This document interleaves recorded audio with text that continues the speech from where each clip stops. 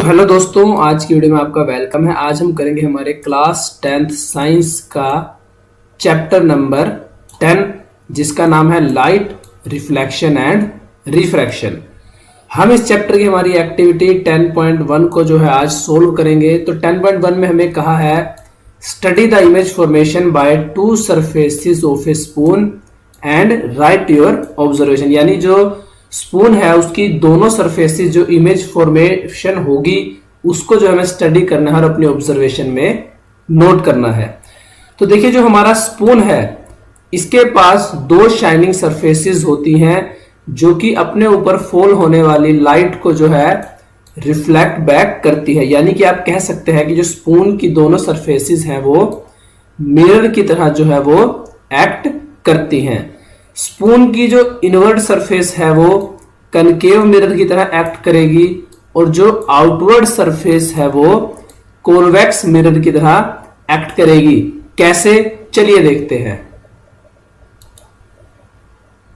यहां देखिए, जब हम स्पून की इनवर्ड सरफेस की बात करें तो देखिए ये कुछ कनकेव मिरर की तरह जो है वो दिखती है। और जब आप इसमें जो है कनकेव साइड ऑफ स्पून, अगर आप कनकेव साइड ऑफ स्पून जो है उस साइड देखना शुरू करेंगे तो जो आपकी आई है उसकी जो इमेज बनेगी, क्योंकि देखिए आपकी जो नॉर्मल केसेस में जो आपकी आंख की या आपकी आई की जो पोजीशन है वो बियॉन्ड सी होगी, यानी स्पून का जो सेंटर ऑफ कर्वेचर है उससे ज्यादा दूर होगी। तो जो आपकी इमेज बनेगी वो इमेज बनेगी कुछ इस तरीके से, सेंटर ऑफ कर्वेचर और फोकस के बीच में जो इमेज बनेगी वो हमारी रियल होगी, इन्वर्टेड होगी और साइज में जो है वो डिमिनिश्ड होगी, यानी ऑब्जेक्ट के साइज से जो है वो छोटी इमेज बनेगी। और अगर आप अपने जो है फेस को और दूर ले जाने की कोशिश करेंगे तो इमेज जो है वो काफी छोटी होती जाएगी साइज में। और अगर हमारा ऑब्जेक्ट जो है वो इन्फिनिटी पे होगा तो जो स्पून की कनकेव साइड पे इमेज बनेगी वो हमारी इमेज बनेगी फोकस पे, जो कि रियल होगी, इन्वर्टेड होगी और पॉइंट साइज्ड या फिर हाईली डिमिनिश्ड इमेज होगी। उसी तरीके से देखिए, अगर हम स्पून की कॉन्वेक्स साइड की इमेज फॉर्मेशन की बात करें तो देखिए, अगर आप कॉन्वेक्स साइड जो है स्पून की उस तरफ अगर आप देखना स्टार्ट करेंगे तो सेम आपकी जो पोजीशन है वो मोस्ट ऑफ द केसेस में जो है सेंटर ऑफ कर्वेचर या फोकस से जो है वो दूर होगी। तो ऐसे में जो आपकी इमेज बनेगी वर्चुअल यानी कि बिहाइंड द मिरर की जो है बैक साइड में इमेज बनेगी, इसीलिए हम कहेंगे कि वर्चुअल इमेज बनेगी। इरेक्ट यानी कि सीधी इमेज बनेगी और डिमिनिश्ड यानी कि ऑब्जेक्ट के साइज से छोटी इमेज बनेगी। जैसे यहां देखिए आपको दिखाया हुआ है, अगर हमारा ऑब्जेक्ट जो है वो कॉन्वेक्स मिरर के सामने है तो हमारी जो इमेज बन रही है वो हमारी इमेज बन रही है बिहाइंड द मिरर। इमेज हमारी सीधी है, इरेक्ट है। वर्चुअल यानी कि मिरर की बैक साइड में बनी है बिहाइंड द मिरर। और डिमिनिश्ड यानी कि साइज में छोटी इमेज बनेगी हमारी कॉन्वेक्स साइड ऑफ स्पून पे। इसके बाद देखिए, अगर हम स्पून से, जैसे हमने पिछले केस में किया था, अगर हम अपने फेस को जो है स्पून से थोड़ी और दूर ले के जाएंगे तो जो हमारी इमेज है वो और छोटी होती जाएगी। और अगर हम फाइनल केस में ऑब्जेक्ट को जो है इन्फिनिटी पे रख दे स्पून की कॉन्वेक्स साइड में तो जो हमारी इमेज है वो काफी ज्यादा डिमिनिश्ड हो जाएगी और फोकस, जो हमारा मिरर का फोकस होगा एफ, उस पे जो है हमारी इमेज बनेगी अगर हमारा ऑब्जेक्ट जो है वो इन्फिनिटी पे है। बट इसमें क्या होगा कि कॉन्वेक्स साइड में जो हमारी इमेज बनेगी वो बिहाइंड द मिरर बनेगी, रियल बनेगी, वर्चुअल एंड इरेक्ट बनेगी। तो 10.2 में हमें कहा है कि focus sunlight on a piece of paper using concave mirror and write your observation. यानी सनलाइट को जो हमें कनकेव मिरर का यूज करके किसी पेपर पर फोकस करने की कोशिश करनी है और अपनी ऑब्जर्वेशन को नोट करना है। तो देखिए, हमने 10.1 में भी अभी किया था कि जो हमारा कनकेव मिरर है वो ऑब्जेक्ट्स की रियल इमेजेस को जो है वो फॉर्म करता है और साथ ही जो रेज ऑफ लाइट लाइट जो है या फिर हम सनलाइट कहे, अगर वो कनकेव मिरर पे फॉल होंगी तो कनकेव मिरर उनको जो है कन्वर्स करेगा और जो लाइट्स ऑफ रे है वो आपको जो है एक पॉइंट पे आके मिलती हुई जो है या कन्वर्ज होती हुई शो होंगी। इसीलिए कनकेव मिरर को जो है कन्वर्जिंग मिरर भी कहा जाता है। देखिए कुछ इस तरीके से जैसे आपको फिगर में शो किया हुआ है, अगर जो हमारा ऑब्जेक्ट है वो इनफिनाइट डिस्टेंस पे हो, जैसे कि हमारा सन है वो काफी ज्यादा दूर है, तो उसकी जो इमेज बनेगी वो फोकस पे बनेगी। और हमने पिछली एक्टिविटी में भी किया था 10.1 में कि अगर ऑब्जेक्ट इन्फिनिटी पे है कनकेव मिरर के केस में, तो जो हमारी इमेज बनती है वो फोकस पे बनेगी, पॉइंट साइज इमेज बनेगी, रियल इन्वर्टेड बनेगी। और ये पॉइंट साइज इमेज इसीलिए बनती है क्योंकि जो कनकेव मिरर है वो अपने ऊपर फॉल होने वाली जो लाइट है उसको कन्वर्ज करता है।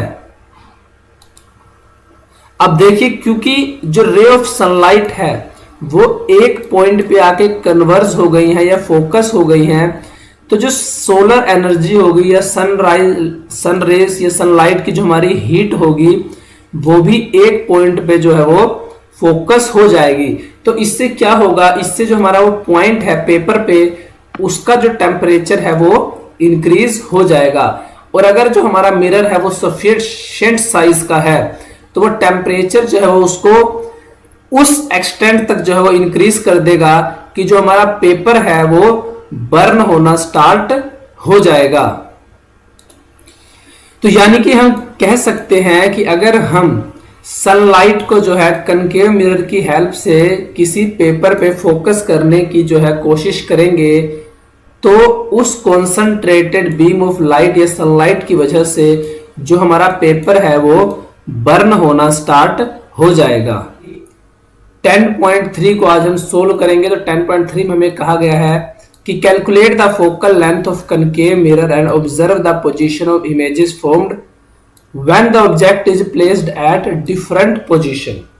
यानी कि हमें कनकेव मिरर की फोकल लेंथ को भी कैलकुलेट करना है और कनकेव मिरर के सामने अगर हम ऑब्जेक्ट को डिफरेंट पोजीशंस पर रखेंगे तो उसकी इमेज की क्या पोजीशन होगी, क्या नेचर होगा, उसको जो है हमें ऑब्जर्व करना है, नोट करना है।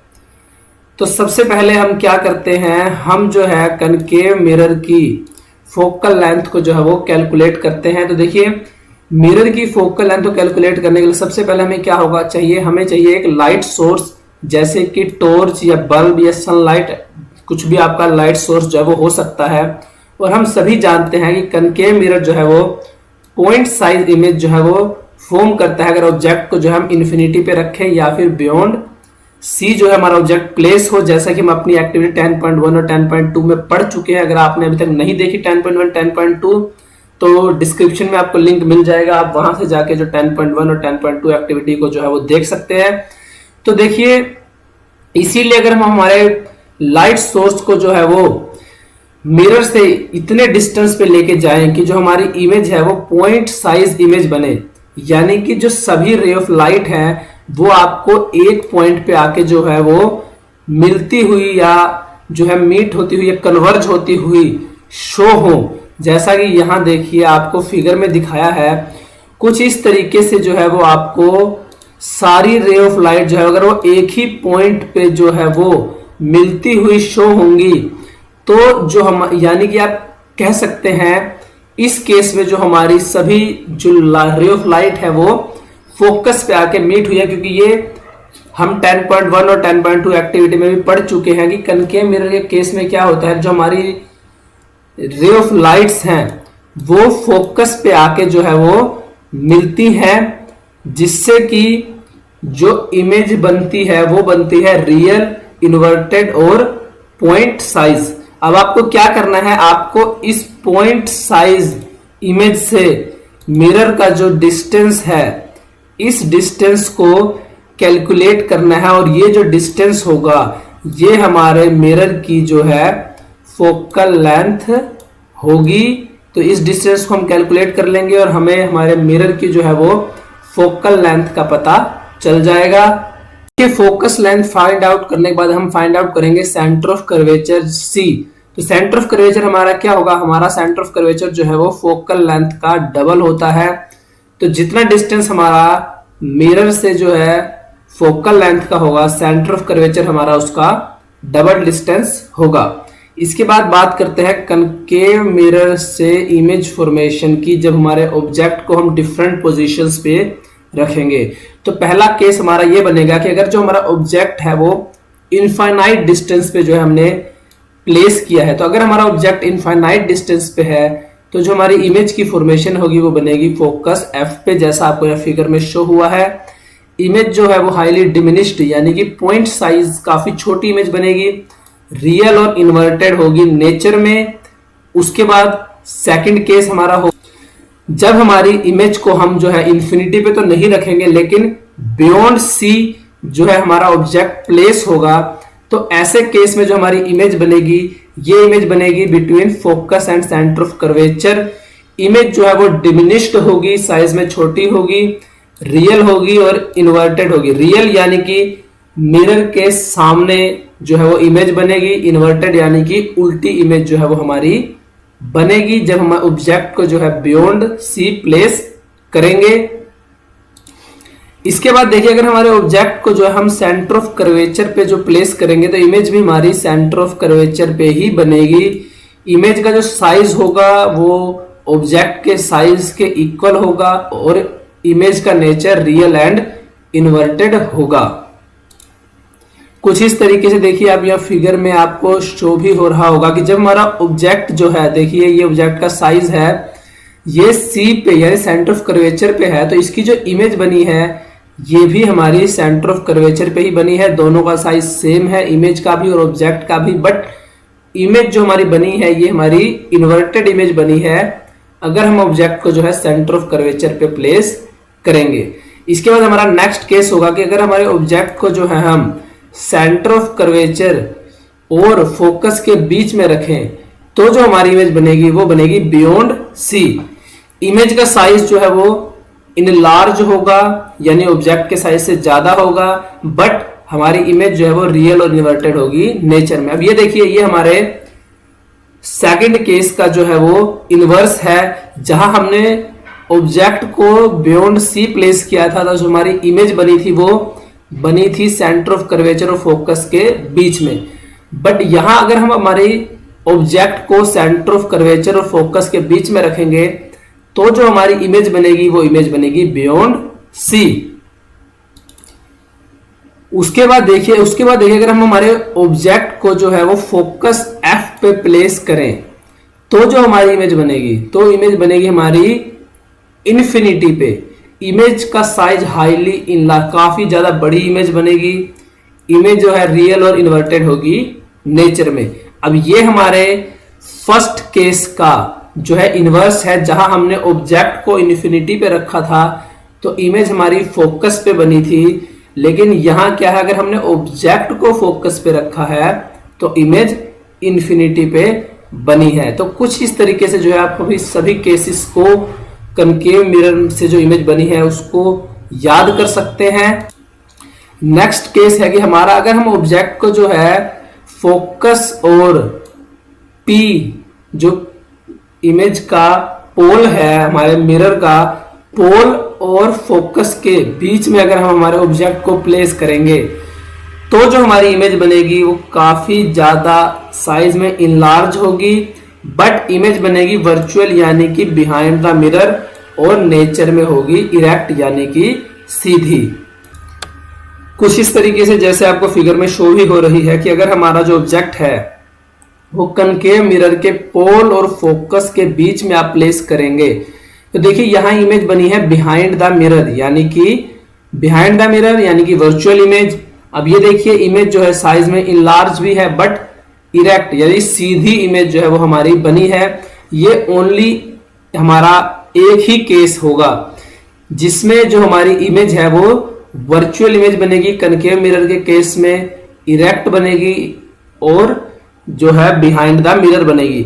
बाकी सभी केसेस में अगर आप ऑब्जेक्ट को रखेंगे तो हमारी जो इमेज बनेगी वो रियल एंड इन्वर्टेड होगी नेचर में 10.4 को जो है हम सोल्व करेंगे। 10.1, 10.2, 10.3 को हम जो पहले ही सोल्व कर चुके हैं, उनके लिंक आपको डिस्क्रिप्शन में मिल जाएंगे। आप वहां से जाके जो है हमारी तीनों ही एक्टिविटीज को देख सकते हैं।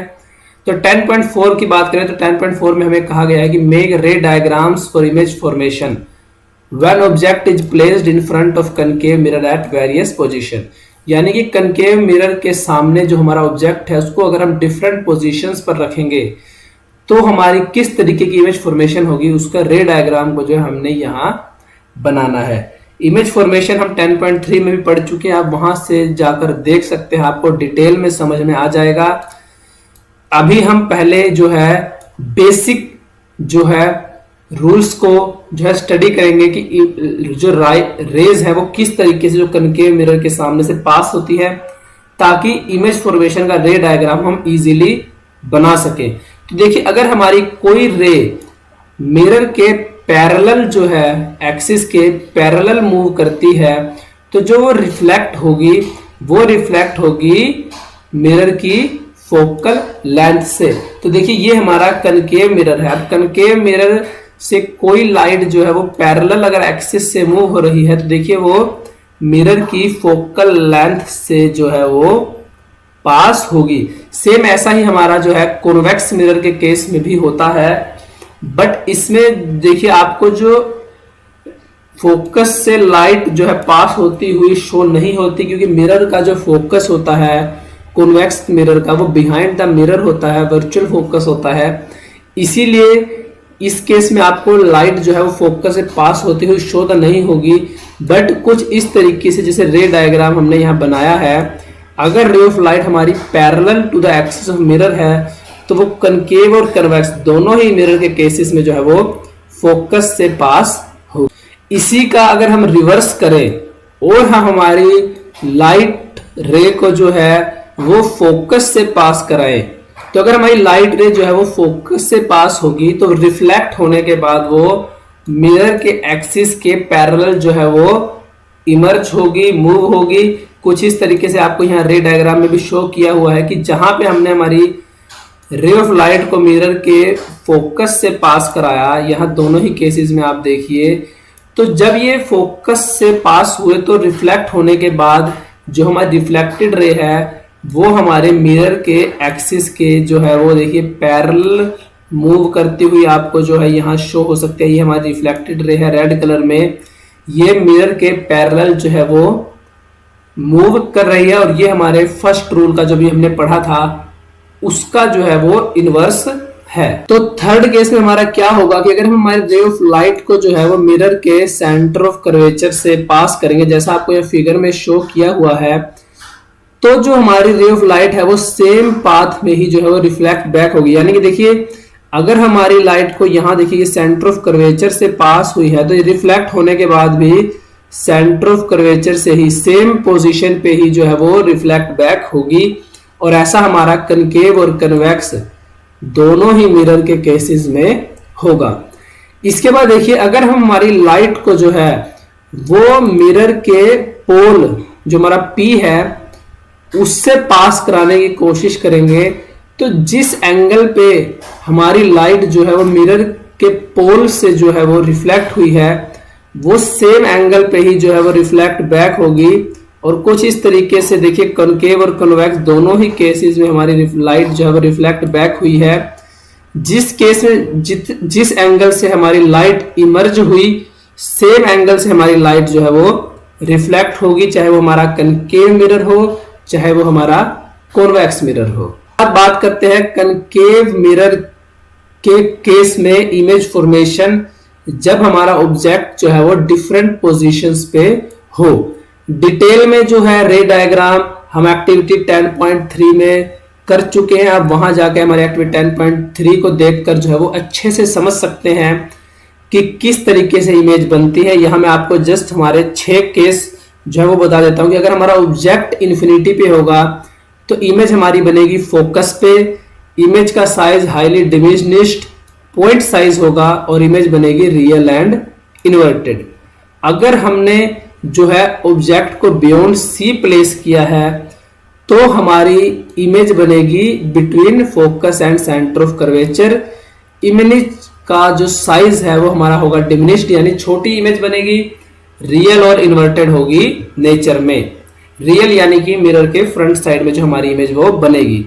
अब यहां देखिए, अगर हम हमारे ऑब्जेक्ट को सी पे प्लेस करते हैं तो इमेज भी हमारी सी पे ही बनेगी। अभी हमने ऊपर पढ़ा था ना कि अगर हमारी कोई रे ऑफ लाइट जो है वो सेंटर ऑफ कर्वेचर से पास होती है तो रिफ्लेक्ट होके वापस जो है सेम पाथ में आती है। तो सेम ही केस यहां बनता है कि अगर हमारी कोई ऑब्जेक्ट को हमने सेंटर ऑफ कर्वेचर पे प्लेस किया है तो इमेज भी हमारी सेंटर ऑफ कर्वेचर पे ही बनेगी। इमेज का साइज जो है वो ऑब्जेक्ट के साइज के इक्वल होगा। इमेज जो हमारी है रियल एंड इन्वर्टेड होगी नेचर में।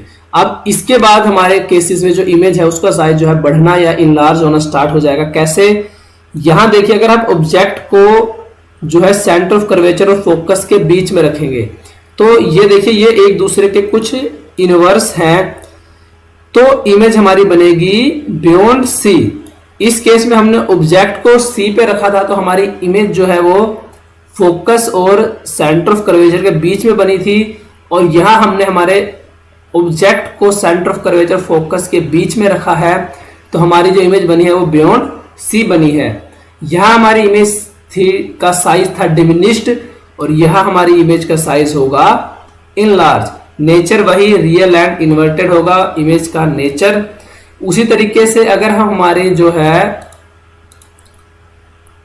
ऑब्जेक्ट को फोकस एफ पे रखते हैं तो हमारी इमेज जो है वो इन्फिनिटी पे बनेगी। ये हमारे पहले केस का इनवर्स है, जहां हमने ऑब्जेक्ट को इन्फिनिटी पे रखा था तो हमारी इमेज जो है वो फोकस पे बनी थी और इमेज जो हमारी पॉइंट साइज थी। बट इस केस में क्या होगा, क्योंकि हमारा ऑब्जेक्ट फोकस पे प्लेस है तो हमारी इमेज जो है वो इन्फिनिटी पे बनेगी और इमेज पॉइंट साइज होने की बजाय रिवर्स होके हाईली इनलार्ज यानी काफी ज्यादा बड़े साइज से बनेगी। रियल और इन्वर्टेड होगी नेचर में। इसके बाद देखिए, हमारा जो लास्ट केस है ये इकलौता ऐसा केस होगा हमारा कनकेव मिरर के केस में, जहां हमारी इमेज जो है वो बनेगी वर्चुअल एंड इरेक्ट, यानी कि बिहाइंड द मिरर जो है वो हमारी इमेज की पोजीशन होगी। कब? जब हम हमारे ऑब्जेक्ट को मिरर के पोल और फोकस के बीच में हमारे ऑब्जेक्ट को प्लेस करेंगे तो हमारी इमेज जो है वो बिहाइंड द मिरर बनेगी और इमेज हमारी हाईली इनलार्ज जो है वो साइज में होगी। बट नेचर क्या होगा? Virtual and erect. तो ये काफी इंपॉर्टेंट है हमारा लास्ट केस, आप इसको जो है वो जरूर याद है। सो एक्टिविटी 10.5 में हमसे कहा गया है कि try to form the image of pencil when the pencil is placed at different position in front of convex mirror. यानी कि जब हम पेंसिल को कॉन्वेक्स मिरर के सामने डिफरेंट पोजीशंस पर रखेंगे तो किस टाइप की इमेज जो है वो प्रोड्यूस होगी, उसे जो है हमें इस एक्टिविटी में नोट करना है, ऑब्जर्व करना है। तो देखिए, फर्स्ट ऑफ ऑल जो कॉन्वेक्स मिरर है ये अपने ऊपर फॉल होने वाली लाइट रेज को जो है वो डाइवर्ज करता है और इसी वजह से जो कॉन्वेक्स मिरर है इसे डाइवर्जेंस मिरर भी कहते हैं।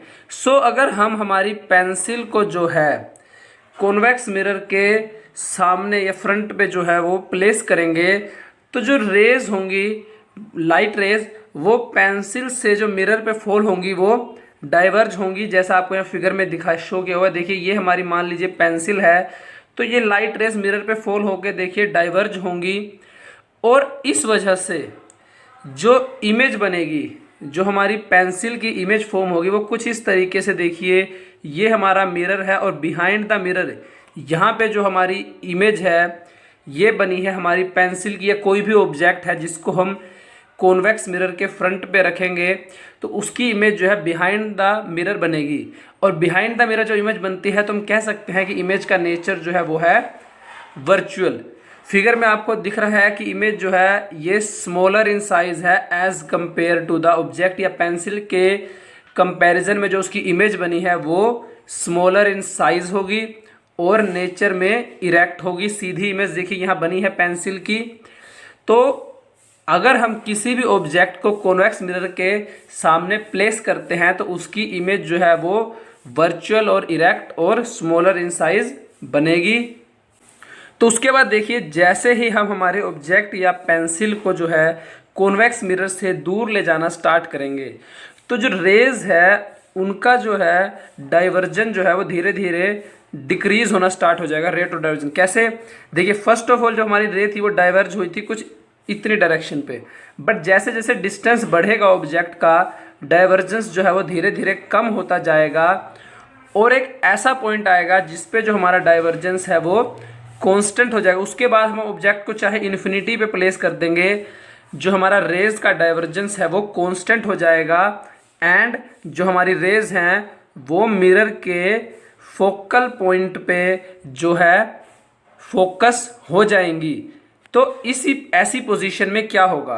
तो ऐसी पोजीशन में क्या होगा, देखिए, इस पॉइंट पे जो हमारी इमेज बनेगी वो इमेज बनेगी फोकल पॉइंट पे और इमेज बिहाइंड द मिरर बनेगी, यानी कि वर्चुअल इन नेचर होगी और इमेज जो है highly diminished point size image बनेगी। यहाँ आप देख भी सकते हैं कि यहाँ जो हमारी इमेज बनी है फोकल पॉइंट पे, ये highly diminished point size image है।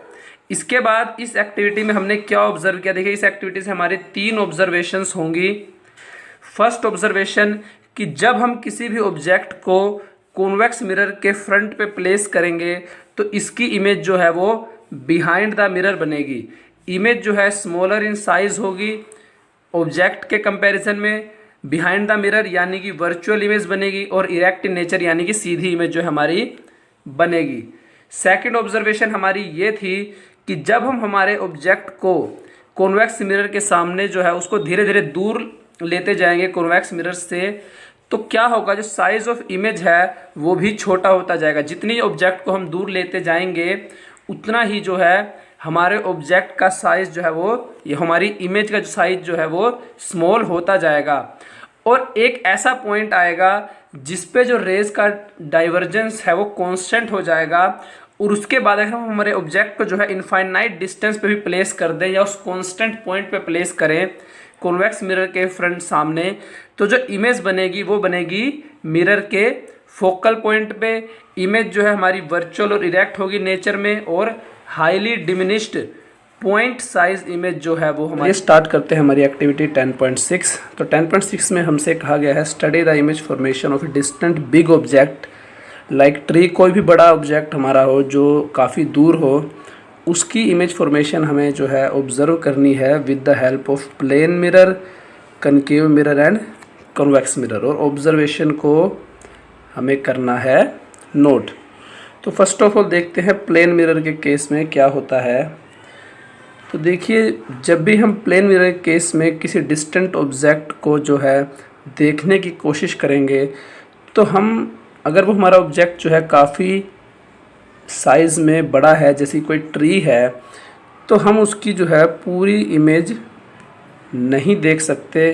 क्यों? क्योंकि जो हमारा प्लेन मिरर होता है वो जब किसी ऑब्जेक्ट की इमेज को बनाता है तो वो सेम साइज़ की इमेज जो है वो प्रोड्यूस करता है, यानी कि जो साइज़ हमारे ऑब्जेक्ट का होगा वही साइज़ हमारी ऑब्जेक्ट की इमेज का होगा। कुछ इस तरीके से देखिए, यहाँ फिगर में आपको शो किया गया है, जितने हमारे ऑब्जेक्ट का साइज़ होगा सेम हमारी इमेज का साइज़ होगा और जितना ऑब्जेक्ट का डिस्टेंस मिरर से होगा उतना ही डिस्टेंस इमेज का भी मिरर से होगा। और इमेज जो हमारी बनेगी वो वर्चुअल होगी और इरेक्ट इन नेचर होगी, यानी कि सीधी इमेज बनेगी। वर्चुअल इमेज यानी कि जो इमेज प्रोड्यूस होगी वो इमेज होगी हमारी बिहाइंड द मिरर। तो ये था प्लेन मिरर के केस में। उसके बाद अगर हम बात करें कनकेव मिरर से, अगर हम किसी डिस्टेंट बिग ऑब्जेक्ट जैसे ट्री को ही अगर मान लीजिए देखने की कोशिश करेंगे, तो प्लेन मिरर के कनकेव मिरर के केस में क्या है कि हम ऑब्जेक्ट की जो है पूरी इमेज जो है वो देख सकते हैं, लेकिन जो इमेज हमें देखेंगे वो इमेज होगी इन्वर्टेड, यानी उल्टी इमेज जो है वो बनेगी कनकेव मिरर के केस में किसी भी डिस्टेंट ऑब्जेक्ट की। क्यों? क्योंकि आप यहाँ देखिए फिगर में, अगर कोई भी डिस्टेंट ऑब्जेक्ट है तो फर्स्ट ऑफ ऑल तो वो बियॉन्ड सी, यानी कि जो हमारे मिरर का सेंटर ऑफ कर्वेचर है उससे दूर जो है वो प्लेस होगा, उससे दूर होगा मिरर से। अगर हम डिस्टेंस की बात करें तो दूर होने की वजह से इमेज जो प्रोड्यूस होगी वो इमेज बनेगी सेंटर ऑफ कर्वेचर और मिरर के फोकस के बीच में, और जो इमेज का साइज होगा वो होगा small as compare to object. Mirror image हमारी जो है वो इन्वर्टेड होगी, रियल होगी नेचर में, क्योंकि जो इमेज बनी है वो मिरर के सामने बनी है। यहाँ देखिए यहाँ लिखा भी हुआ है, the image formed is real and inverted in nature and smaller in size. Image smaller in size है, इसीलिए कनकेव मिरर के केस में हम ऑब्जेक्ट को पूरी तरह से देख सकते हैं। उसके बाद अगर हम कॉन्वेक्स मिरर की बात करें तो देखिए कॉन्वेक्स मिरर के केस में अगर हम डिस्टेंट बिग ऑब्जेक्ट्स को देखने की कोशिश करेंगे तो कॉन्वेक्स मिरर के केस में भी हम जो है ऑब्जेक्ट की फुल इमेज को जो है वो देख सकते हैं। लेकिन कॉन्वेक्स मिरर के केस में क्या होगा, हमें इमेज जो है वो सीधी इमेज, यानी इमेज का जो नेचर होगा वो होगा इरेक्ट इन नेचर, यानी कि हमें ऑब्जेक्ट की सीधी इमेज मिलेगी। कुछ इस तरीके से देखिए, ये फिगर में आपको यहाँ शो किया हुआ है ताकि आप इजीली समझ जाएं। ये हमारा कोई डिस्टेंट ऑब्जेक्ट है जो कि हमारे कॉन्वेक्स मिरर के सामने हमने प्लेस किया है। अब कॉन्वेक्स मिरर क्या करता है, किसी भी लाइट रेज को डाइवर्ज करता है, तो इस वजह से जो इसकी इमेज बनेगी वो बनेगी बिहाइंड द मिरर। और डिस्टेंट ऑब्जेक्ट है तो इसकी इमेज देखिए फोकस और प्रिंसिपल जो पोल है हमारा, पोल और फोकस के बीच में जो है वो इमेज बनी है, इसीलिए इमेज का जो साइज़ है वो स्मॉलर इन साइज़ है एज़ कम्पेयर टू ऑब्जेक्ट, और इसीलिए हम ऑब्जेक्ट को जो है उसकी पूरी इमेज जो है देख सकते हैं हमारे कॉन्वेक्स मिरर के केस में। और इमेज क्योंकि बिहाइंड द मिरर बनी है तो हमारी इमेज जो है वो वर्चुअल इन नेचर होगी। सीधी इमेज बनी है तो हम कह सकते हैं इमेज का नेचर जो है इमेज इरेक्ट इन नेचर है। सो देखिए इस प्रॉपर्टी का यूज़ करके, क्योंकि कॉन्वेक्स मिरर में हम जो है डिस्टेंट बिग ऑब्जेक्ट्स की पूरी इमेज देख सकते हैं, प्लेन मिरर के केस में हम पूरी इमेज नहीं देख सकते। कॉनकेव मिरर के केस में पूरी इमेज हम देख सकते हैं, बट जो इमेज बनती है वो इन्वर्टेड होती है नेचर में। बट कॉन्वेक्स मिरर के केस में हम इमेज पूरी भी देख सकते हैं, फुल इमेज देख सकते हैं, और इमेज हमारी इरेक्ट इन साइज है, सीधी इमेज है। तो इसलिए जो हमारे व्हीकल्स होते हैं उनमें हम जो है रोड और दूसरे व्हीकल्स को देखने के लिए जो है वो कॉन्वेक्स मिरर का यूज़ करते हैं, ये आप नोट कर सकते हैं। तो ये थी हमारी एक्टिविटी 10.6। स्टार्ट करेंगे हमारी activity 10.7। So first of all 10.7 में हमसे कहा गया है place a coin at the bottom of a bucket filled with water. आपको एक वाटर से फिल बकेट में जो है एक कॉइन को प्लेस करना है और उसको एक ही बार में जो है पिक करने की कोशिश करनी है और अपनी ऑब्जर्वेशंस को नोट करना है। तो देखिए जब आप कॉइन को एक ही बार में उठाने की कोशिश करेंगे तो आप सक्सेस नहीं हो पाएंगे। ऐसा क्यों होगा? ऐसा होगा रिफ्रैक्शन ऑफ लाइट के फिनोमिना की वजह से। सो रिफ्रैक्शन ऑफ लाइट असल में होता क्या है? तो देखिए रिफ्रैक्शन ऑफ लाइट का क्या मतलब होता है, जब भी जो हमारी लाइट है वो किसी रेयर मीडियम से, जैसे कि एयर से डेंसर मीडियम जैसे कि वाटर या ग्लास जो है हमारा, उसमें ट्रैवल करती है, तो जो रे ऑफ लाइट है, जो लाइट की रेज हैं, वो नॉर्मल की तरफ जो है वो बेंड हो जाती हैं। और जब रे ऑफ लाइट डेंस मीडियम से रेयर मीडियम में ट्रैवल करती हैं तो रे ऑफ लाइट जो है वो नॉर्मल से दूर जो है वो बेंड होती हैं। जैसे यहाँ फिगर में शो किया हुआ है, आप यहाँ थोड़ा जूम करके मैं आपको दिखाता हूँ। तो यहाँ देखिए ये हमारी रे ऑफ लाइट है, जब इसने रेयर मीडियम से डेंसर मीडियम में गई तो देखिए इसको जाना तो इस डायरेक्शन में था, बट ये नॉर्मल की तरफ जो है ये बेंड हो गई।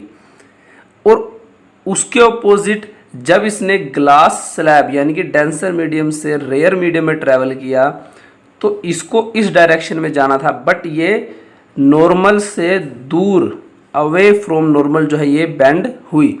तो कुछ इस तरीके से जो है रे ऑफ लाइट हमारी बेंड होती है और इस फिनोमिना को हम जो है रिफ्रैक्शन ऑफ लाइट कहते हैं। तो इस फिनोमिना की वजह से जो कॉइन है हमारा, जो कि बकेट में पड़ा है, उस कॉइन से जो रे ऑफ लाइट हमारी पास होती हैं, तो वाटर जो है, वाटर हमारा एक डेंसर मीडियम है। तो जो डेंसर मीडियम से रे ऑफ लाइट हमारी जब एयर में और हमारी आंखों तक आती हैं, तो यानी कि वो वाटर एक डेंसर मीडियम से जो है रेयर मीडियम में ट्रैवल करती है। तो देखिए, अब ये हमारी मान लीजिए कॉइन है, ये इसकी एक्चुअल डायरेक्शन है, तो इसको कुछ इस तरीके से मूव करना था लाइट को, बट क्योंकि इसने रेयर से डेंसर मीडियम में ट्रैवल किया, माफ़ कीजिएगा डेंसर मीडियम से रेयर मीडियम में, तो हमारी जो रे ऑफ लाइट हैं ये नॉर्मल से दूर जो है वो बेंड होती हैं। तो ये कुछ इस तरीके से जो है हमारी रे ऑफ लाइट बेंड हो जाएंगी, और ये रे ऑफ लाइट जो बेंड हुई हैं उस वजह से हमें जो एक कॉइन है इसकी अपेरेंट पोजीशन, अब कॉइन वैसे एक्चुअल में यहाँ पड़ा है, बट रिफ्रैक्शन की वजह से जो हमें कॉइन है उसकी अपेरेंट डायरेक्शन, अपेरेंट पोजीशन जो है वो दिखेगी, और इसी अपेरेंट पोजीशन की वजह से जो कॉइन है ये हमें इसकी एक्चुअल पोजीशन से थोड़ा ऊपर उठा हुआ जो है वो शो होगा। और इसी वजह से पहले केस में अगर हम एकदम से कॉइन को उठाने की कोशिश करते हैं तो हम कॉइन को पिक नहीं कर पाते। तो ये थी हमारी एक्टिविटी 10.7। सो 10.8 में आपसे कहा गया है कि आपको एक टेबल के ऊपर लार्ज जो है किसी बड़े से बाउल को जो है वो रखना है, और उस बाउल में हमें एक कॉइन को प्लेस करना है, एंड धीरे धीरे जो है हम उस बाउल से दूर जाना है, कब तक, उस पॉइंट तक जहाँ पे आपको जो कॉइन है वो दिखना बंद हो जाए। और उसके बाद हमें क्या करना है, हमें उस बाउल को जो है वाटर से फिल कर देना है, और हमारी ऑब्जर्वेशन को नोट करना है कि उस पॉइंट पे जाने पर जहाँ हमें कॉइन नहीं दिख रहा था, क्या हमें कॉइन दोबारा से दिखना स्टार्ट होता है या नहीं। सो देखिए क्या होगा, जब हम जो हमारा बाउल है उसको वाटर से फिल कर देंगे, कॉइन जो है हमें दोबारा से दिखना स्टार्ट हो जाएगा। क्यों? Because the phenomena of refraction. ये हमने एक्टिविटी 10.7 में भी किया था, जहाँ पे रिफ्रैक्शन की वजह से जो हमारा कॉइन था वो उसकी एक्चुअल पोजीशन से ऊपर उठा हुआ जो है वो दिखाई देने लगा था। जैसे यहाँ आपको फिगर में भी शो किया हुआ है कि जब जो हमारी रेज ऑफ लाइट हैं वो कॉइन से, कॉइन हमारा कहाँ है, एक डेंसर मीडियम वाटर में है, तो वाटर से जो हमारी रेज ऑफ लाइट जो है वो रेयर मीडियम यानी कि एयर से पास ट्रैवल करेंगी, तो क्या होगा, जो रेज ऑफ लाइट हैं वो नॉर्मल से दूर, ये मान लीजिए अगर हमारी नॉर्मल लाइन है ये रेड वाली, तो अब इनको ट्रैवल करना था इस तरीके से, बट क्योंकि डेंसर मीडियम से रेयर मीडियम में लाइट ने ट्रैवल किया तो ये कुछ इस तरीके से जो है बेंड हो जाएंगी, और इन्हीं जो हमारी रिफ्रैक्टेड रेज हैं जो कॉइन से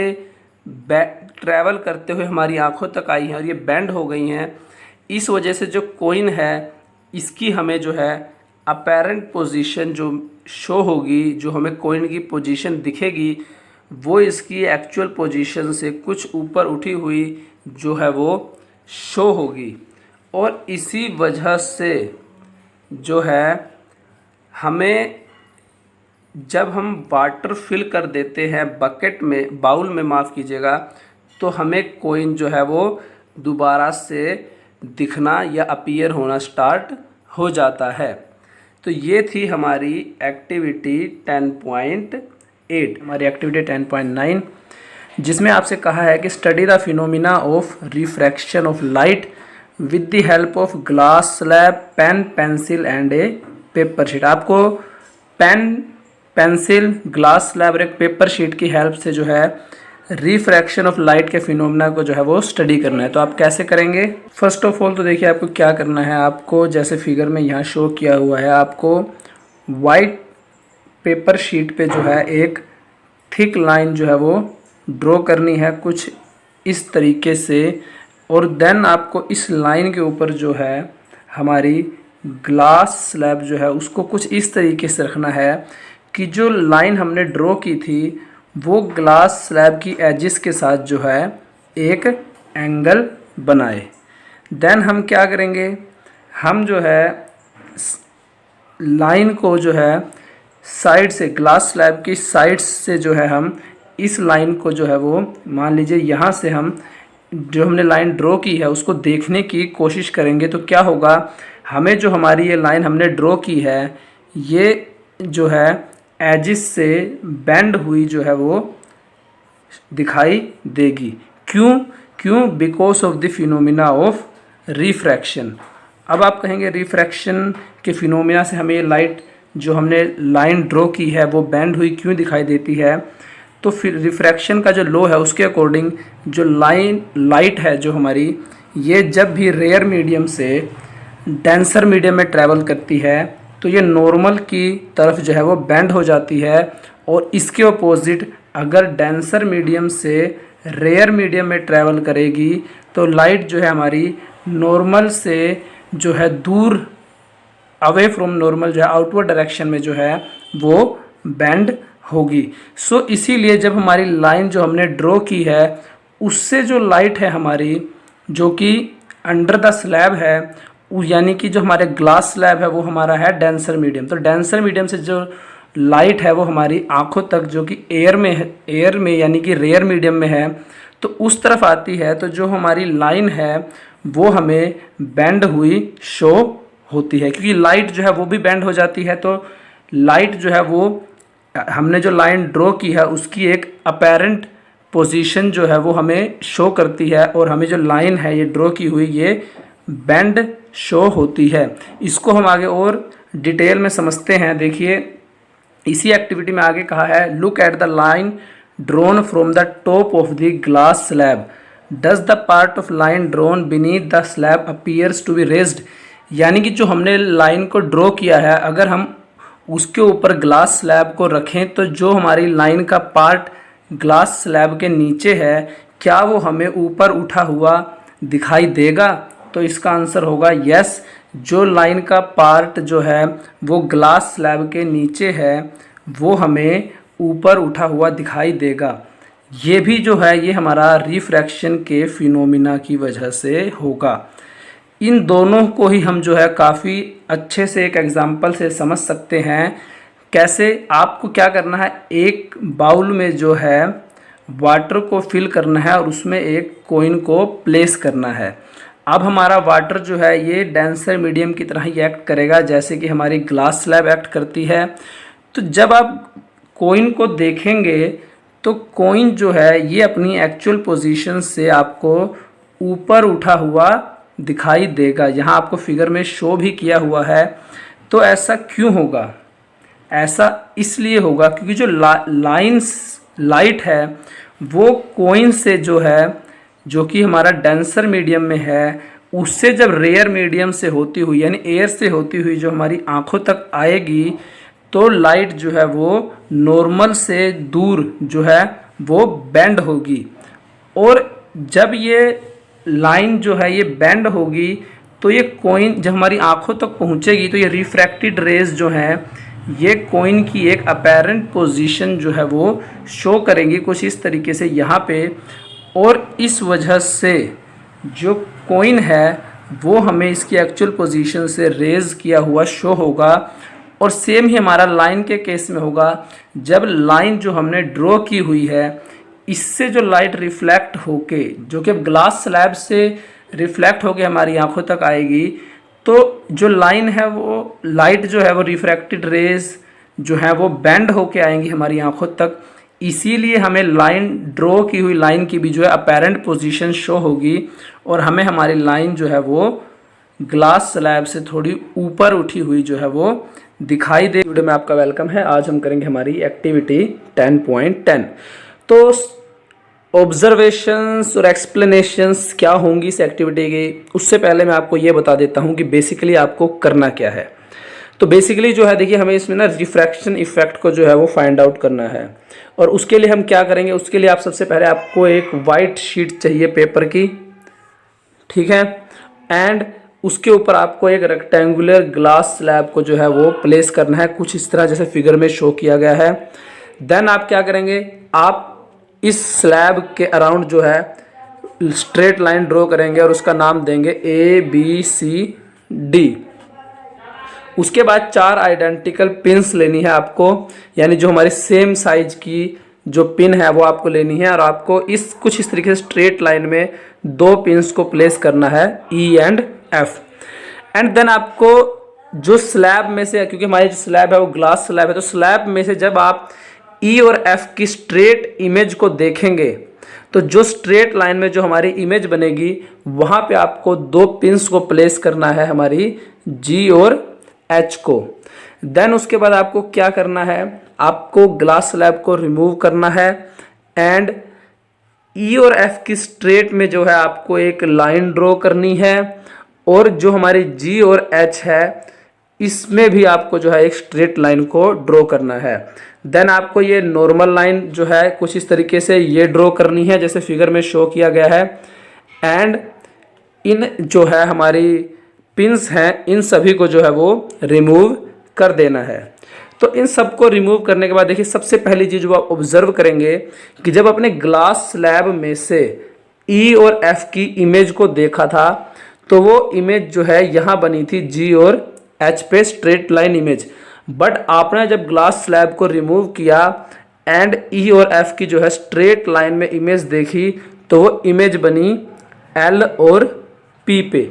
तो ऐसा क्यों हुआ, देखिए ऐसा हुआ रिफ्रैक्शन के इफेक्ट की वजह से। तो देखिए जब आपने ये सारी लाइंस को ड्रॉ कर लिया तो उसके बाद देखिए आपको पता था कि जब हमारी लाइट, यहाँ देखिए लाइट ने क्या किया, जब लाइट ने हमारी एयर से जो है ग्लास में ट्रैवल किया तो हमारी जो लाइट है वो O से O डैश की तरफ, यानी कि देखिए इसको इस पाथ में जो है ट्रैवल करना चाहिए था, बट ये क्या हुआ, ये O डैश ये जो हमारी नॉर्मल लाइन है इसकी तरफ जो है बेंड हो गई, और दूसरी तरफ जब हमारी इसी लाइट ने जो है ग्लास से जो है एयर में ट्रैवल किया तो इसको कुछ इस तरीके से ट्रैवल करना चाहिए था नीचे की तरफ, बट ये थोड़ी सी बेंड हो गई किसकी तरफ, नॉर्मल से दूर की डायरेक्शन में।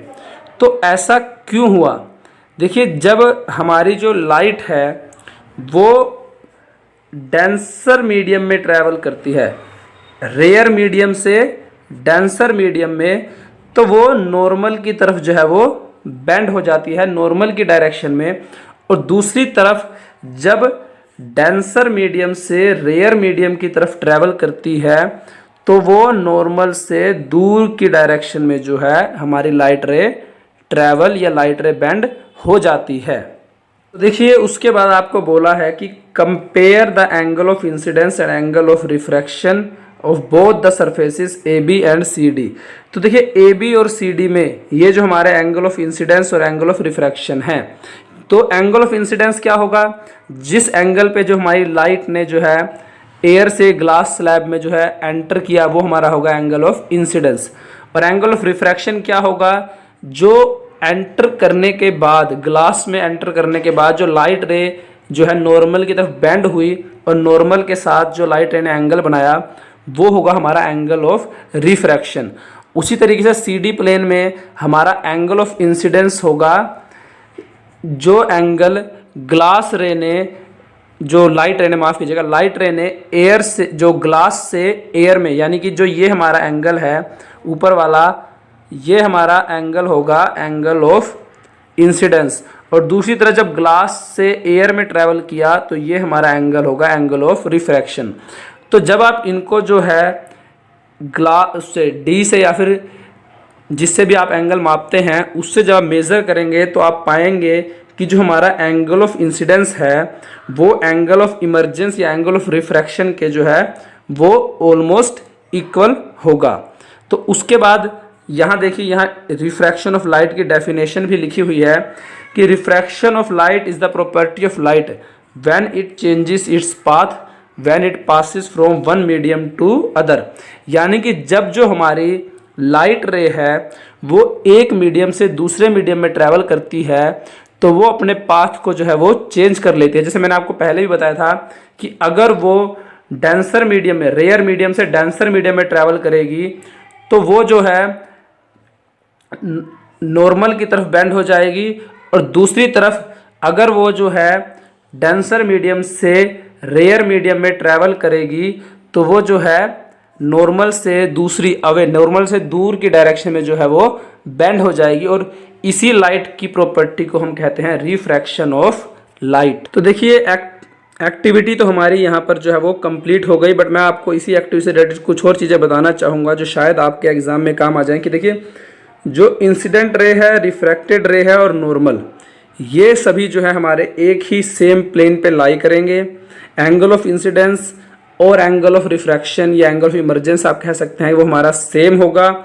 और ratio of sine of angle of incidence को और angle of refraction, sine of angle of refraction, यानी कि एंगल ऑफ इंसिडेंस का sine of angle of incidence और sine of angle of refraction का रेशो अगर आप फाइंड आउट करेंगे तो वो हमारा कांस्टेंट होगा, और इस कांस्टेंट वैल्यू को हम रिफ्रैक्टिव इंडेक्स भी कह सकते हैं। देखिए ये तो मैंने आपको रिफ्रैक्टिव इंडेक्स की वैसे वैल्यू बताई, बट आपको अगर कहा जाए कि दो मीडियम दिए जाए और कहा जाए कि इन मीडियम्स का जो है रिफ्रैक्टिव इंडेक्स फाइंड आउट करो, तो आप कैसे फाइंड आउट कर सकते हैं? तो सबसे पहले आपको पता होना चाहिए कि पहले मीडियम में मान ले दो मीडियम दिए गए हैं आपको, V1 और V2, और दोनों ही मीडियम्स में कहा गया है कि आपको मान लीजिए सबसे पहले मीडियम 2 का रिफ्रैक्टिव इंडेक्स जो है वो निकालना है मीडियम 1 के रिस्पेक्ट में।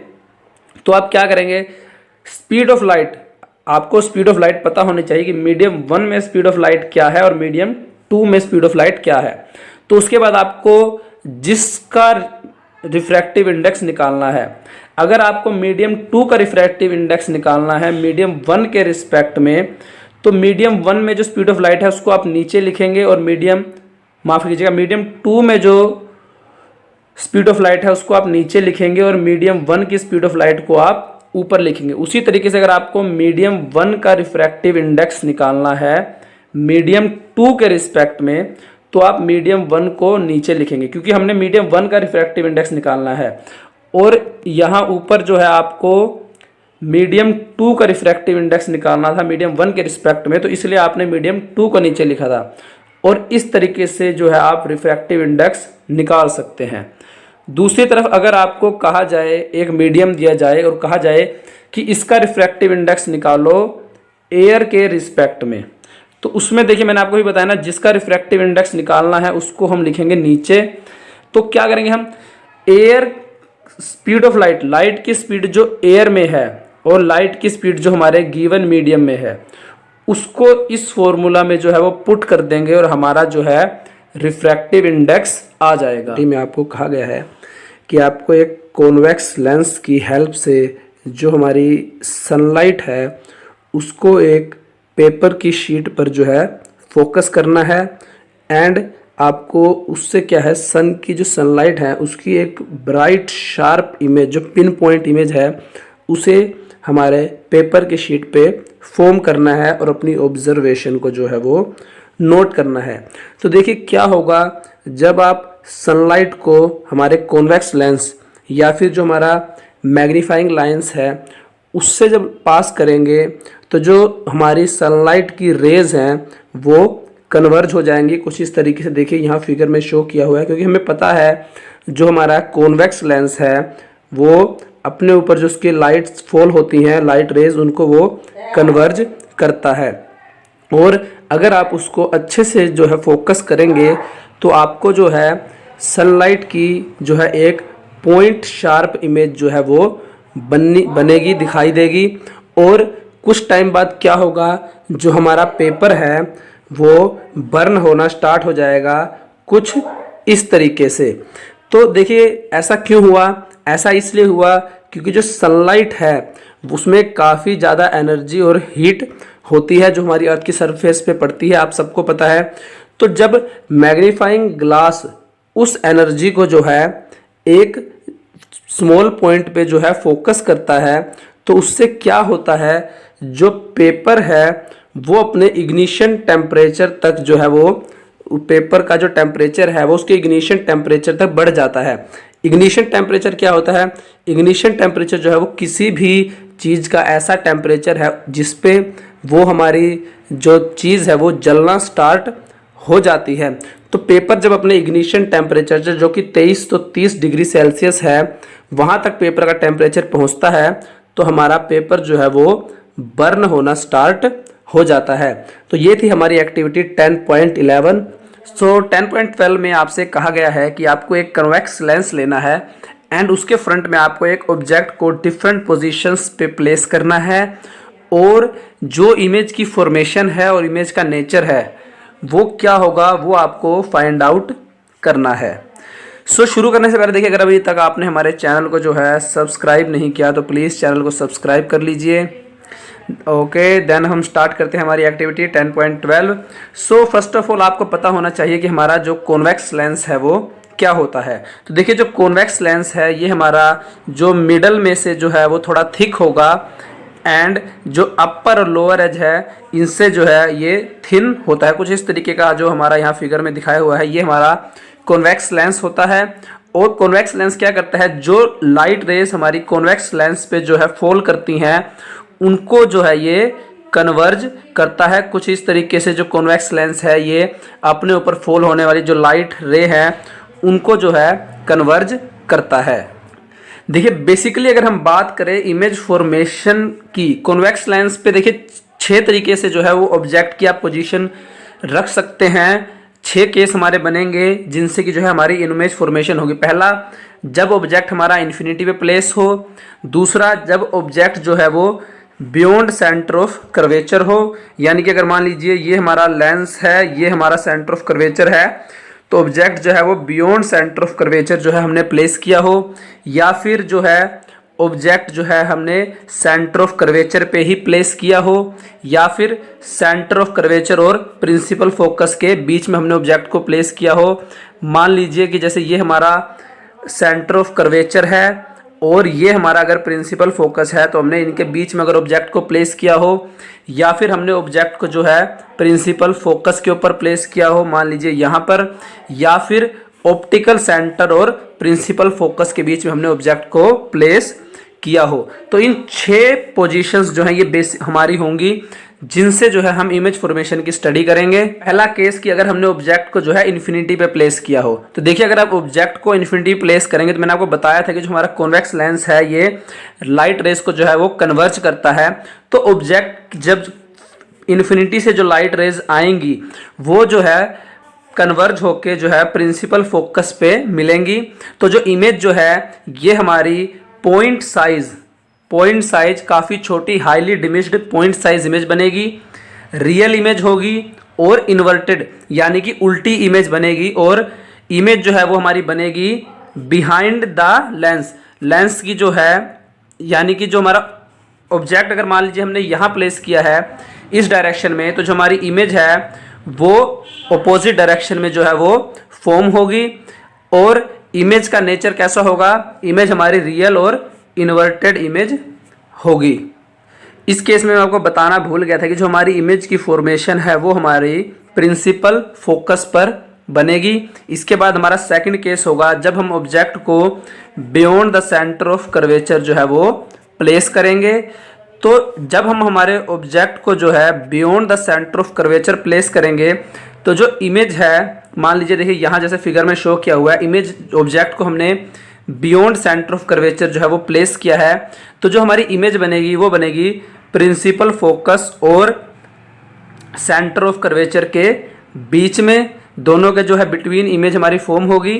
इमेज का जो साइज होगा वो जो है ऑब्जेक्ट के साइज से जो है वो छोटा होगा। जैसे यहाँ देखिए लिखा हुआ है कि इमेज जो है वो डिमिनिश्ड, रियल और इन्वर्टेड बनेगी, यानी कि इमेज जो है वो रियल इमेज बनेगी, उल्टी इमेज बनेगी और इमेज का जो साइज होगा वो ऑब्जेक्ट के साइज से जो है छोटा होगा, डिमिनिश्ड होगा। इसके बाद नेक्स्ट केस है जब हम इमेज ऑब्जेक्ट को जो है सेंटर ऑफ कर्वेचर पर जो है प्लेस करेंगे। अगर हम देखें जैसे यहाँ फिगर में दिखाया हुआ ऑब्जेक्ट को जो है सेंटर ऑफ कर्वेचर पे प्लेस करेंगे कॉन्वेक्स लेंस के सामने, तो जो इमेज की फॉर्मेशन होगी वो भी हमारी सेंटर ऑफ कर्वेचर पे ही होगी। बट डिफरेंस ये होगा कि इमेज जो है वो हमारी इन्वर्टेड इमेज होगी, यानी उल्टी इमेज होगी ऑब्जेक्ट की, बट इमेज जो है वो हमारी रियल बनेगी। ऑब्जेक्ट का साइज और इमेज का साइज दोनों का ही साइज जो है वो सेम होगा। इसके बाद नेक्स्ट केस है जब हम ऑब्जेक्ट को जो है सेंटर ऑफ कर्वेचर और प्रिंसिपल फोकस के जो है बीच में प्लेस करेंगे। तो ऐसा करने से जो हमारी इमेज की फॉर्मेशन है वो हमारी होगी beyond centre of curvature. Image जो है वो ऑब्जेक्ट के साइज से जो है वो लार्ज इमेज बनेगी। The image size is large. Object का साइज मान लीजिए इतना है, तो इमेज जो है वो हमारी कुछ इस तरीके से जो है लार्ज इमेज बनेगी ऑब्जेक्ट के साइज से ज़्यादा। बट सेम इमेज जो है हमारी रियल और इन्वर्टेड यानी उल्टी इमेज बनेगी, वास्तविक इमेज बनेगी, रियल इमेज बनेगी। बट क्या होगा, बियॉन्ड सेंटर ऑफ कर्वेचर जो है हमारी इमेज बनेगी। इसके बाद नेक्स्ट केस है अगर हम ऑब्जेक्ट को जो है हमारे प्रिंसिपल फोकस पर जो है वो प्लेस करें, जैसे फिगर में शो किया गया है। तो ऐसे केस में क्या होगा, ऐसे केस में देखिए ऑब्जेक्ट जो है हमारा प्रिंसिपल फोकस से प्लेस है, बट जो हमारी इमेज बनेगी वो जो है बियॉन्ड जो है सेंटर ऑफ कर्वेचर बनेगी। और ऐसा भी हो सकता है कि इमेज जो है हमारी इन्फिनिटी पे बने, तो इमेज का जो साइज है वो इन्फिनिटी लार्ज होगा। तो आप यहाँ लिख सकते हैं, अगर एग्जाम में पूछा जाए कि इमेज कहाँ बनेगी, तो आप लिख सकते हैं कि इमेज जो है इन्फिनिटी पे बनेगी। इमेज का जो है साइज जो है इमेज हाईली लार्ज साइज की होगी, रियल होगी और इन्वर्टेड होगी। पोजीशन इमेज पूछे जाएं तो आप इन्फिनिटी लिख सकते हैं। इन्फिनिटी जो है वो ज़्यादा सूटेबल आंसर होगा इसके लिए एग्जाम के पॉइंट ऑफ व्यू से। इसके बाद हमारा नेक्स्ट केस होगा जब हम जो है इमेज ऑब्जेक्ट को, माफ कीजिएगा, ऑब्जेक्ट को प्रिंसिपल फोकस और ऑप्टिकल सेंटर के बीच में, जैसे यहाँ फिगर में दिखाई हमारा ऑब्जेक्ट है, कुछ इस तरीके से प्लेस करें प्रिंसिपल फोकस और ऑप्टिकल सेंटर के बीच में, तो हमारी इमेज कहाँ बनेगी। देखिए ये ओनली पहला केस है जिसमें जो इमेज है हमारी वो हमारी जो है लेंस के सामने बनेगी। बाकी सभी केसेस में जो हमारी इमेज थी वो बिहाइंड द लेंस बनी थी और इन्वर्टेड इमेज बनी थी, उल्टी इमेज बनी थी, रियल इमेजेस बनी थी। ये इकलौता ऐसा केस है, इसीलिए ये एग्जाम के पॉइंट ऑफ व्यू से जो है मोस्ट इंपॉर्टेंट है, क्योंकि एग्जाम में ये इसके बारे में सबसे ज़्यादा पूछते हैं। क्योंकि इस केस में क्या होगा, जो हमारी इमेज बनेगी वो बनेगी उसी डायरेक्शन में जिस डायरेक्शन में हमारी ऑब्जेक्ट को प्लेस किया गया है, यानी लेंस के सामने। इमेज जो है हमारी वर्चुअल बनेगी, यानी आभासी इमेज बनेगी, वर्चुअल इमेज। और इमेज जो है वो ऑब्जेक्ट के साइज से जो है वो ज़्यादा बनेगी, इमेज का साइज जो है वो इनलार्ज होगा। बट इसमें क्या होगा, इरेक्ट, यानी कि हमारी जो इमेज है वो सीधी इमेज बनेगी। बाकी सभी केसेस में हमारी जो इमेज है वो उल्टी इमेज यानी इन्वर्टेड इमेज बनी थी, बट इस केस में क्या होगा, हमारी जो इमेज है वो सीधी इमेज। इस टेबल में जो है हमें हमारी पूरी एक्टिविटी का जो सम है वो दिया हुआ है। सभी केसेस में देखिए जो इमेज है हमारी रियल और इन्वर्टेड बनी है। ये हमारी ऑब्जेक्ट की पोजीशंस हैं डिफरेंट। सिर्फ एक केस में जो मैंने आपको बताया था हमारा एग्ज़ाम के पॉइंट ऑफ व्यू से जो है काफ़ी इंपॉर्टेंट है, जिसमें क्या होता है कि जो ऑब्जेक्ट है उसको हम सेंटर, माफ़ कीजिएगा, फोकल पॉइंट, और जो हमारा पोल होता है या आप इसे ऑप्टिकल सेंटर भी कह सकते हैं, ओ से भी हम डोनेट करते हैं, उसके बीच जब हम ऑब्जेक्ट को प्लेस करते हैं तो जो हमारी इमेज है वो वर्चुअल और इरेक्ट यानी सीधी और आभासी यानी वर्चुअल इमेज जो है वो बनती है। सभी केसेस में जो है हमारी इमेज जो है वो लेंस की जो है ऑपोजिट साइड में जो है वो इमेज बनती है, यानी अगर ऑब्जेक्ट को यहाँ प्लेस किया है तो इमेज हमारी यहाँ बनेगी। बट इस केस में क्या होता है, हमारा इस केस में ऑब्जेक्ट जो है वो, माफ़ कीजिएगा, इमेज जो है वो ऑब्जेक्ट की डायरेक्शन में ही जो है वो बनती है। देखिए यहाँ लिखा भी है on the same side of the lens of the object. Image जो है वो मैग्नीफाइड यानी काफ़ी जो है वो ऑब्जेक्ट के साइज से बड़ी होती है। तो 10.13 एक्टिविटी में आपसे कहा गया है कि फर्स्ट ऑफ ऑल एक कनकेव लेंस लीजिए, उसको एक लेंस स्टैंड पे प्लेस करिए और एक बर्निंग कैंडल को जो है लेंस के सामने जो है आपको प्लेस करना है। देन जो लेंस है उसकी बैक साइड पर आपको एक स्क्रीन, मान लीजिए अगर ये हमारा कनकेव लेंस है, यहाँ आपने कैंडल को प्लेस की है, तो यहाँ एक स्क्रीन को प्लेस करके आपको जो है इमेज की फॉर्मेशन जो है वो देखनी है, ऑब्जर्व करनी है अगर पॉसिबल है तो। अगर स्क्रीन पे इमेज नहीं बनती तो इमेज को आपको डायरेक्टली जो है लेंस के थ्रू जो है देखने की जो है कोशिश करनी है और आपको बताना है कि जो इमेज फॉर्म हुई वो किस साइज की है, उसका नेचर क्या है और इमेज की अप्रोक्सीमेट पोजीशन क्या होगी। तो देखिए इस केस में क्या होगा, जब आप इमेज को जो है ऑब्जर्व करेंगे स्क्रीन पर, तो जो इमेज है वो स्क्रीन पे ऑब्जर्व नहीं होगी, स्क्रीन पे इमेज नहीं बनेगी। बट जब आप लेंस के थ्रू जो है इमेज को ऑब्जर्व करने की कोशिश करेंगे तो आपको जो है हमारी, मान लीजिए ये बर्निंग कैंडल है, इसकी जो है एक डिमिनिश्ड यानी छोटी सी इमेज, अगर आप यहां से देखेंगे तो एक छोटी सी इमेज जो है वो आपको डिमिनिश्ड इमेज जो है वो आप ऑब्जर्व कर सकते हैं। इमेज जो है वो वर्चुअल और इरेक्ट होगी नेचर में, यानी कि वर्चुअल यानी आभासी इमेज होगी। आभासी इमेज कब होती है, जब ऑब्जेक्ट की ही डायरेक्शन में, यानी मिरर या लेंस जो होता है उसके सामने जो इमेज बनती है। अगर हमने जैसे यहाँ ऑब्जेक्ट को प्लेस किया है तो इसी डायरेक्शन में जब इमेज बनती है तो वो हमारी इमेज होती है वर्चुअल। इरेक्ट यानी कि सीधी इमेज बनेगी। कॉन्वेक्स लेंस के केस में क्या हुआ था, हमारी जो इमेज बन रही थी वो जो है उल्टी इमेज बन रही थी। बट इस केस में क्या होगा, हमारी जो इमेज है वो इरेक्ट इमेज जो है वो बनेगी। इमेज का जो साइज होगा वो रिलेटिवली जो है ऑब्जेक्ट से छोटा होगा, डिमिनिश्ड होगा। इमेज की पोजीशन क्या होगी, इमेज की पोजीशन होगी फोकस और ऑप्टिकल सेंटर ओ के बीच में। ये हमारा देखिए फोकस है और ये हमारा ऑप्टिकल सेंटर है, तो इसके बीच में जो है हमारी इमेज बनेगी। इसके बाद देखिए आगे इसी एक्टिविटी में कहा गया है कि move the candle away from the lens and note the change in the size of the image.